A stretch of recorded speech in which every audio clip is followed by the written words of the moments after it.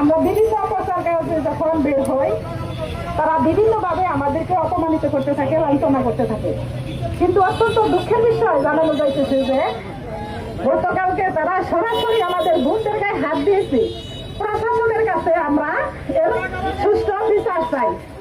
আমরা বাংলাদেশের গ্রেফতার করে আইনের আওতায় আনুন, না হয় যদি বাংলাদেশে এই সুপারগুলো কোনো দুর্ঘটনা করে পুরো দায়িত্ব কিন্তু আপনাদেরকে নিতে হবে। আসুন আমরা সকলে মিলে গোপালপুরে যে গণজোয়ার সৃষ্টি হয়েছে, আজকে রূপসা থেকে পাথরিয়া, টেকনাফ থেকে তেতুলিয়া, পুরো বাংলাদেশ রাষ্ট্র থেকে নিয়ে সচিবালয় পর্যন্ত শুধু একটি আওয়াজ উঠেছে, সেটা হলো হক বলতে কাছে এবং জামাত ইসলামী বাংলাদেশ।